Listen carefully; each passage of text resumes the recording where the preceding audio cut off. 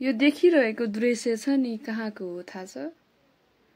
राराताल, तालहरूको रानी भनेर पनि चिनिन्छ।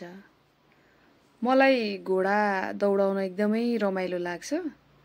तर म चढेको घोडालाई चाहिँ अल्छी लाएर हो कि के हो हाई हाई गरेको छ। हेर्नु न ल, हाई गरेको। अनि हिँडेको हेर्नु न कति बिस्तारै हिँडेको छ।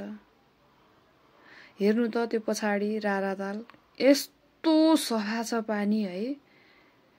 हामी जाँदा चाहिँ धेरै चिसो पनि थिएन। कस्तो रमाइलो देखिएको छ हेर्नु न। तपाईहरु पनि एकपटक चाहिँ रारा जानुपर्ने ठाउँ हो है, जानुस्। अनि यो पछाडि देखिरहेको भवनहरु छ नि, यो चाहिँ त्यहाँको आर्मीको गुल्म हो। अनि म यो घोडामा हेर्नु न, हिँडिरहेको बेलामा घोडालाई भोक लागेर फेरि घाँस खान थाल्छ। म चढेको घोडा त भोकाएको पनि रहेछ, थकित पनि रहेछ। हेर्नु साथीहरु, रमाइलो